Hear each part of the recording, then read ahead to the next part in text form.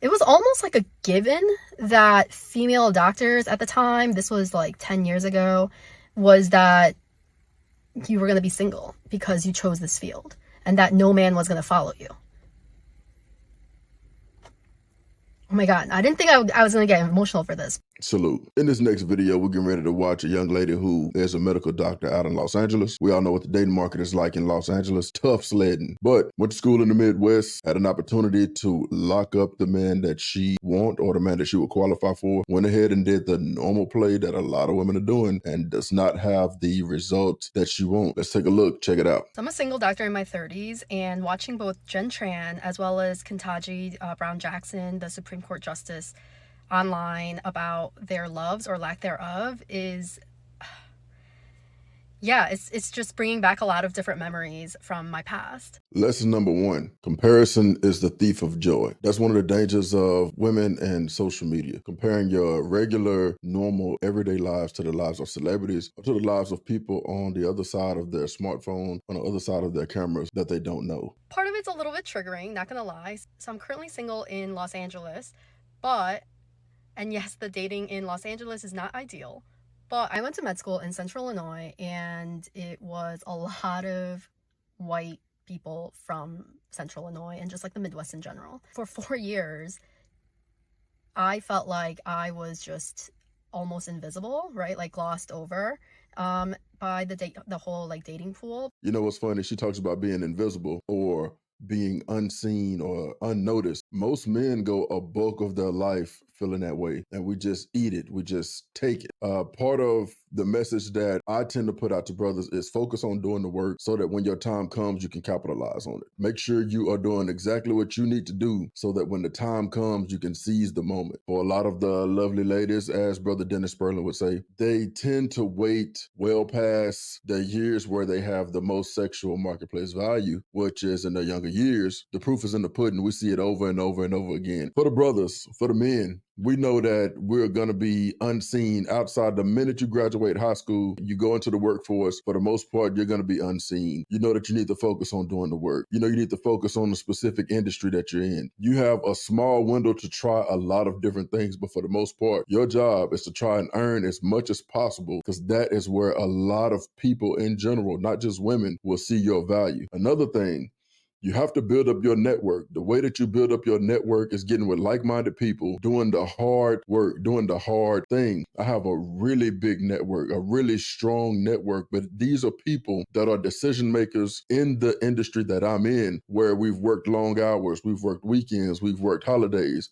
We've stood in the paint together, slugged it out. All of us knew where our true north was. We worked together, we worked long hours. Sometimes we bumped heads, but we figured it out, and we did that over and over and over the course of a number of years so that people know exactly what it is that you're made of and they can vouch for you. That is where we figure out our value as men so that when the opportunity comes, we can make the most of it. Let's get back into the video. Because, you know, when a lot of us were in our early 20s, we got to med school and we're all trying to date.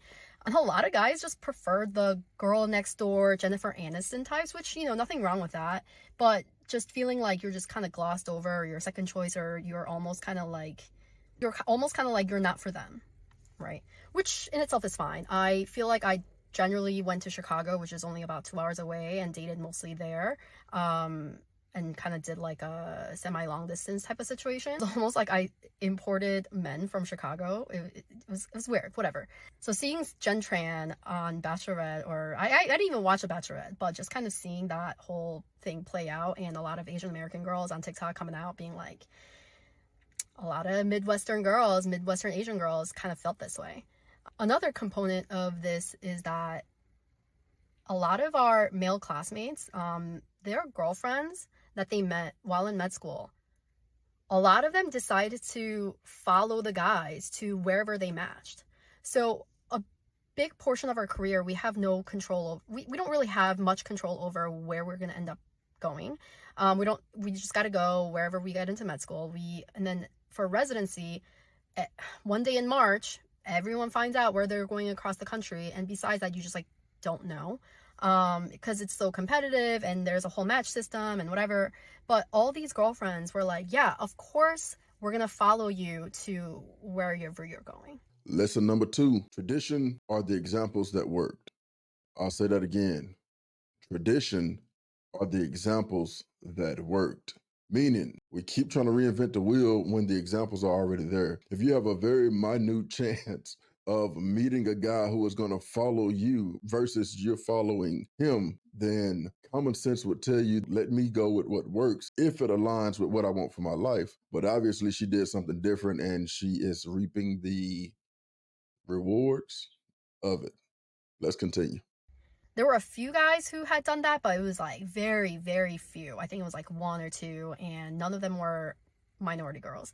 So a lot of the minority girls, I think honestly, just kind of stayed single, sort of kind of dated. And then, you know, when we left for residency to bigger cities, met our partners or met their boyfriends and met their husbands and now happily married.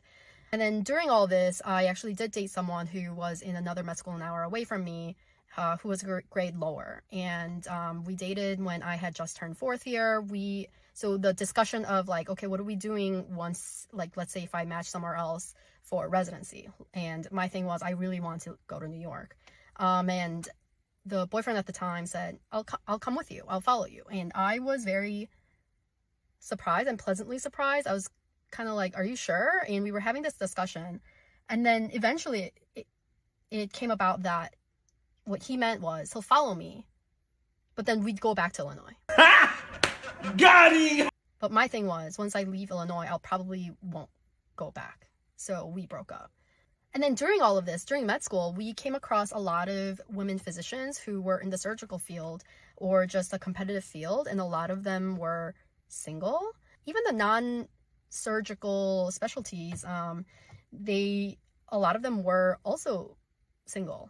It was almost like a given that female doctors at the time, this was like 10 years ago, was that you were going to be single because you chose this field and that no man was going to follow you. Oh my God, I didn't think I was going to get emotional for this, but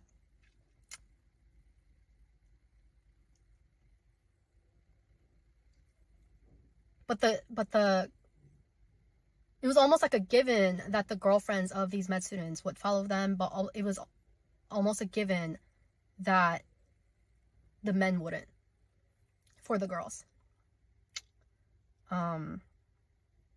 You know, we keep saying it over and over. Either you want masculine men who take the lead and make the tough decisions, and this seems like it would be one of those decisions that you need a man to step up, make a decision and say, hey, this is the part of the country that we going to be living in. I know you're a med student too. These are some of the options that we have. This is how I can help you accomplish your goals. This is what I'm going to be doing in the process. That is what men do. That is what masculine men do. But when you put yourself in a position where you want to make the decision, you have to take what comes with it, which is why we say as men, we know that we are going to go head first into doing the difficult thing and we can take what comes with it. There's not going to be a video of us online crying because we have to deal with the decisions that we made. It's just, hey, make the decision, go in head first. Maybe you have to pivot and do something different along the way. But for the most part, masculine men go in head first, make the decision and make the changes needed to make sure we get the best outcomes, not only for ourselves, but in her case, had she followed a guy, to make sure that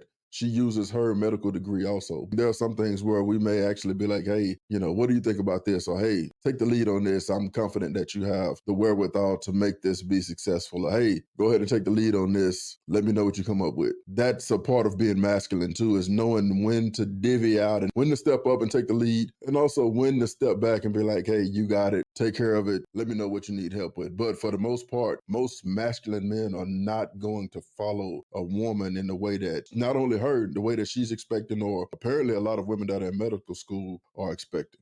So seeing Dr. Ketanji Brown Jackson's husband, who's a physician himself, saying, I'll follow you wherever you need to go, which is, let's move to DC because I believe that you will become the Supreme Court Justice. Seeing that love is just so heartwarming to me and like makes me hopeful that not just that even the times are changing, right? Because I think I do see a lot of couples online, especially like the women med students and the women residents and the younger couples whose boyfriends and husbands do follow them, which is great to see. But throughout my med school, it was almost like a belief that that was not possible. So, yeah. So there you have it. She made a decision that she felt was best for her life, and she is reaping the rewards, I guess you can call it, of the decision that she made. What I want the brothers to take away from this is don't be fooled. Put yourself in a position and make sure you go through the proper protocols to be someone who's a leader, so that in the event you need to make a tough decision, you can make it. You don't have to rely on whatever woman you get with to make a decision. And obviously, we know they don't want a man who's going to follow. They want somebody who's going to take the lead. But also, make sure that you get with someone who is smart enough that in the event they do need to take the lead on something, you can trust their decision-making ability. They're not online comparing themselves to people that they don't know. Pay your taxes and your tithes, cut back on the lies. That's all I got for y'all tonight. Y'all be good. Bet.